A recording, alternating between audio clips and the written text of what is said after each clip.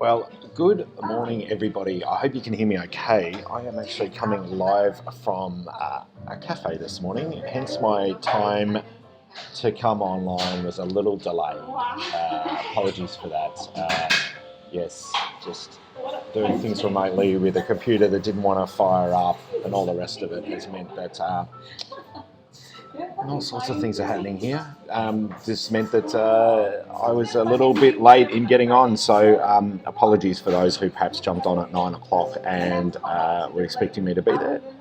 But a few of you are on now, so that's great to see. So thanks very much, guys. Welcome. And what I'd like to show you today is how I prepare my files for print. Just sort of going on from last week when we talked about press the wrong button there too. Excuse me, talked about the gallery and obviously the different offerings that we have there. Just wanted to show you how I go about putting my files for print. All right, it's a 4-step process. Hope you can hear me okay. 4-step process, opening it up here in Photoshop. So if you're in Lightroom, you can just right click on the photograph and you can then good morning to you, Andrew. Good morning, Barry. Good morning, John. Thanks for joining. You can then right click on the image in Lightroom and just open it up in Photoshop. Okay, so then first thing I do is go image size. Okay, so this is where I want to obviously resize the image to the output size that I want to do. First and foremost, let's change the resolution. That should be 300 dots per inch because that's what my printer prints at. Now, not all of my artwork that I showed you in the gallery is at 300 dots per inch. The exception to that is the canvas prints, which is printed at 100 dots per inch. That's for my printer, which is Brilliant Prints, but you may want to check yourself to find out what your printer prints at.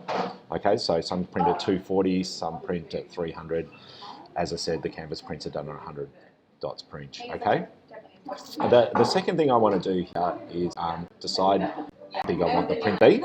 And in this case, most of my images here I do as like 60 by 40, something like that. Okay. But having said that, I also put a nice border around the edge of them, and I'm going to show you that in this process here. So if we put a 10 centimeter border around this afterwards, on each side, that's 20 centimeters in total, both for the width and the height that I need to allow for. So given the fact that this wants to be sort of a 150 centimeter print, I'm actually going to only make it 130 centimeters because I'm going to be adding a 10 centimeter white border to each side. Okay, so that takes it up to this. So it's as simple as just doing that. Make sure the resample is ticked, and if I click OK, that's going to then resize the image here in Photoshop from going for, say, a 53 centimeter print, which is the native file size of this image, all the way up to 130 centimeters. So that's just resizing that now. Okay, so that's the first step.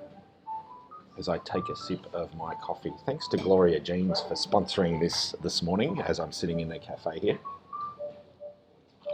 using their power because my computer wouldn't fire up. I need a new battery for my laptop. It's running like a dog. The batteries need replacing. It says 75%, but it won't even allow me to start it up without having it plugged in. So batteries don't last forever. People don't last forever, so you just need to have it replaced. Alright, so my laptop, by the way, is running like an absolute dog's breakfast at the moment, and I cleared a whole heap of stuff of it last night, and yet it's still just struggling. I need a file where I say, here's one I prepared earlier, rather than this coming on now. Who's this from? What's this say? No, go away. I don't want that there. What did somebody want to say to me? I couldn't see it. It was behind the comment panel here. Not to worry. All right, we're not making much progress here, are we? With the my Photoshop here not loving me. It's taking forever to resize this image, and it shouldn't take this long because it's not really doing a lot. If I was on a more powerful computer or one that wasn't playing up like it is now, that would take 5 seconds. 10 seconds at the most. It's really not resizing it a hell of a lot. It's going from 53 centimeters up to 130 centimeters, so that's not a lot. It's doubling going up about 250%. G'day David, how you going? Just talk amongst yourselves while this bloody takes forever. That's ridiculous. How frustrating. Jeez, my luck is just not on my side today. Let's cancel this and let's see if I can execute that again and whether that makes any difference whatsoever. It just seems like this computer is not happy with me. Let's see what else I've got open. Not much. Let's quit mail.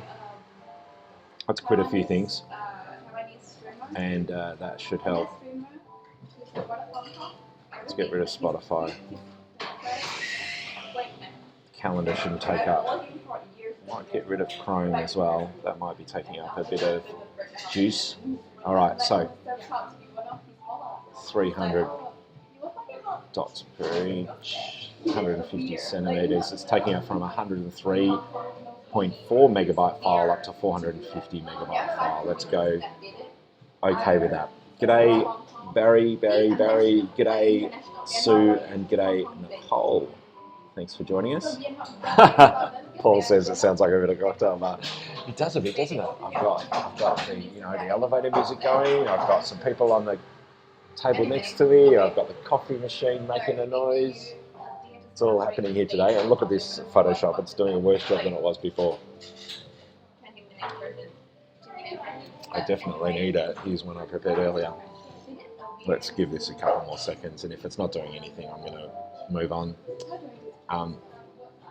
Pravin just asked, how do I get the colours on my monitor to match the print? That's a great question, and thank you for asking that while I'm sitting here waiting for my computer to do its thing. What I do is I pretty much trust what I see on my computer to what comes out in print, and if there's a problem, I therefore need to make changes. But I am remarkably lucky in a sense that what I see either on my laptop or on my iMac back at my gallery is absolutely what I get back in terms of the print colour. Okay, if there's a problem, you need to then contact your printer and get them to send you a colour profile that you can then load onto your computer and select that colour profile here in Photoshop when you come to then process your images so that your screen looks the same as what they see back at the lab. I'll do that perhaps in another session, or at least send you details on that, because that's probably going to be a little bit more complicated than what we're going to cover today. But it's a great question, and I'm going to pop in the show notes here, being the comments, once I've finished this session today, I'll pop some links through to some online resources that will teach you more about that. There's a couple of knowledge bases that I can refer to you there that will help you out with that. Let's see how this is going.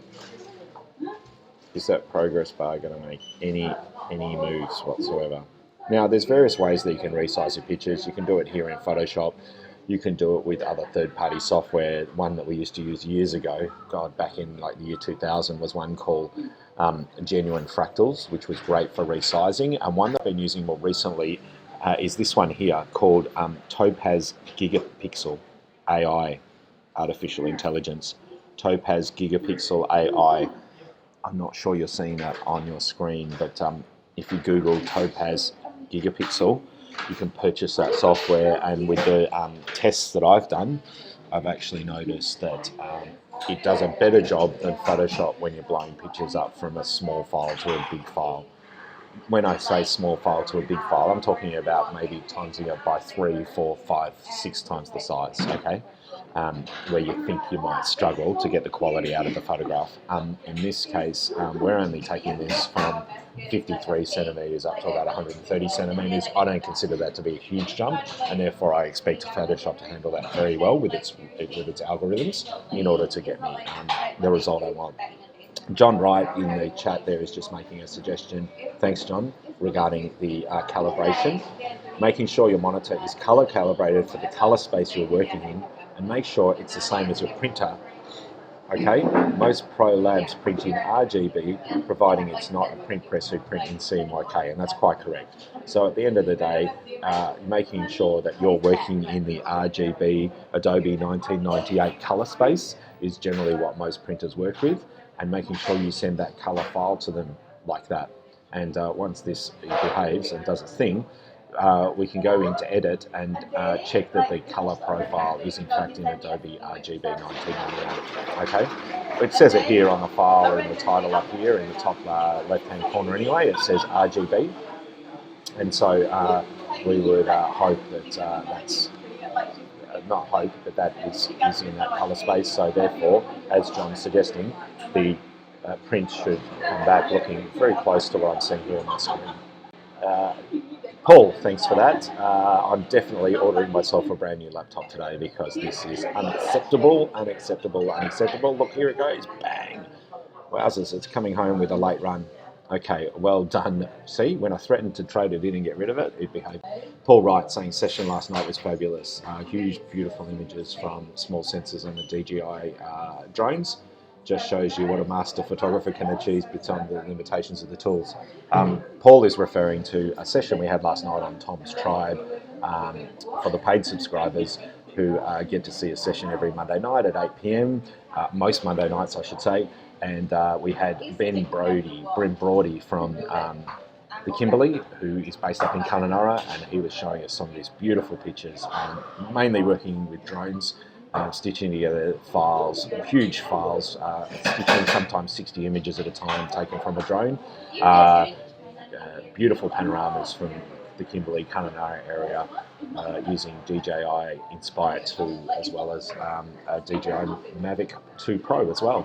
So yes, thank you very much, Paul, for that feedback, and thank you, Ben, for your awesome session last night. Wonderful to see your photos. So just to confirm again, here we go, image size. This is now 130 centimeters at 300 DPI. It's now a 450 megabyte file. That's okay. Let's go here to edit, and let's just check that this is in the right color space. So let's just see color settings. Okay, oh God, I don't like that one. I normally go to convert to profile. And in this case, it's the source space. The profile is Adobe 1998, so I don't need to do anything. I can just press cancel on that. But if, for example, you were going to put this on the internet, sRGB, which is a smaller color space, but a more saturated color space, as in the colors tend to be more punchy. We don't want to print in that color space, but it's great for uploading to the web. So if you're putting your photographs on the internet, it's better to convert the profile to sRGB, and you can easily do that when you export the photograph out of Lightroom. Okay, you can choose the color space to be sRGB rather than Adobe RGB. All right, we won't do that today.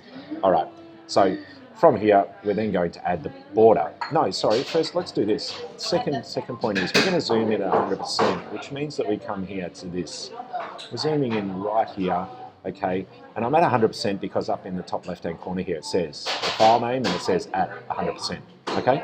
And then we go to filter, we go to sharpen, and we go to unsharp mask, okay? This is an old traditional way. There's probably others who probably do it differently. And John, if you're still on the live, feel free to let me know your way of sharpening your images for print. But at the end of the day, start with about the amount being about 100%, radius at 1.0, and a threshold. The threshold depends on what it's going to sharpen. If you've got a lot of blank sky or a lot of just the image has no detail in it in certain areas, you're better to take that threshold up to 3 or 4, because then it's only going to sharpen the areas with detail rather than sharpening the sky as well. And you don't want to sharpen the sky, you just want to sharpen the image that has detail. This whole image, as we know, is detail left, right, top to bottom. And therefore, we want to make sure that we pretty much sharpen the whole image. So let's just leave that threshold on. Now, when you do this and click the preview on and off, you should on your screen at 100% see a difference between the unsharpened one and the sharpened one. When it's ticked at preview, that's when you're sharpening it.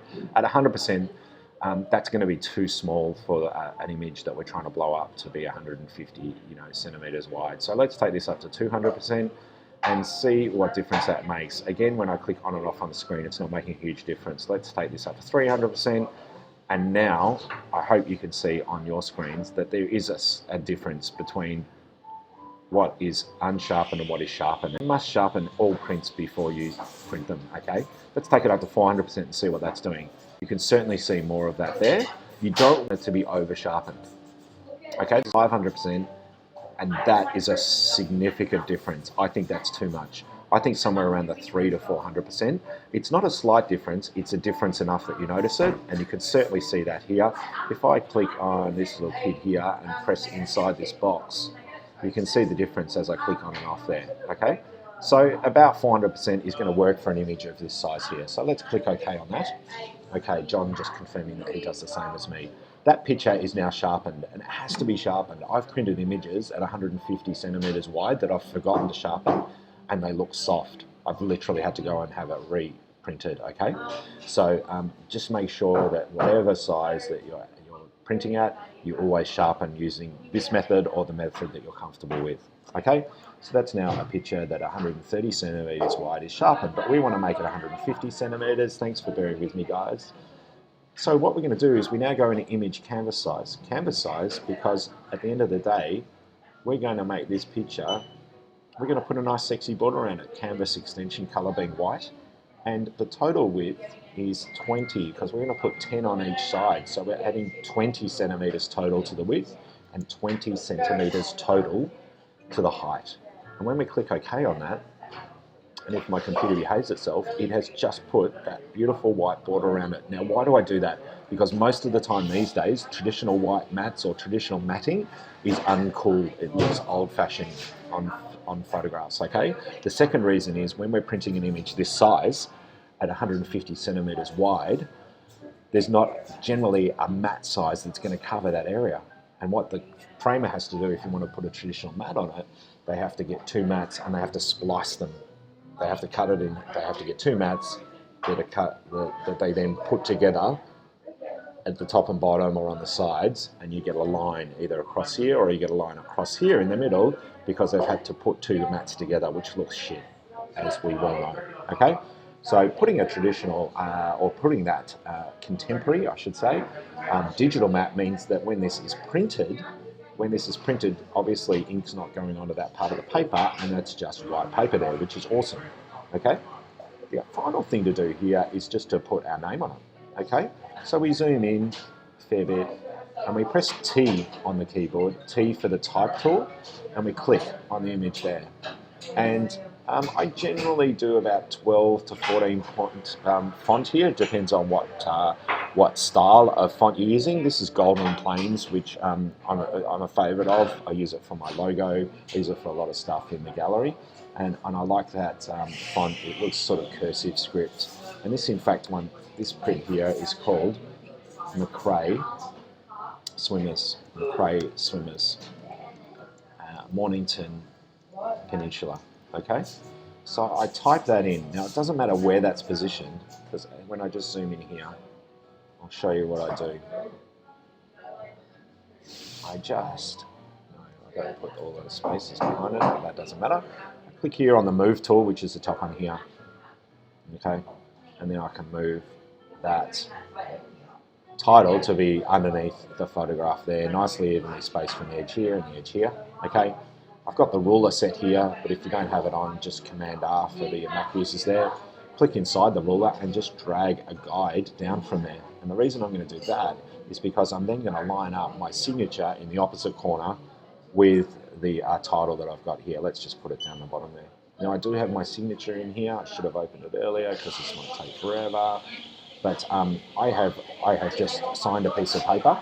Okay, I've scanned my signature in here. And I will have my signature somewhere in here. Scroll down to the bottom, scroll up to the top. Here you go, there it was there. I've got multiple versions of it. Here you go, TMP signature for framed prints. I open that up, and here's my signature. Now I'm just going to crop this a little because that's just going to help me position this accordingly. I'm just going to crop a little bit off the top there. Is that working? No. Just going to crop that a little bit off the top there. I'll show you why in a second. If I just move that frame to the side there, and I just drop and drag that, I've just used the move tool to drop and drag that onto my canvas or onto that print.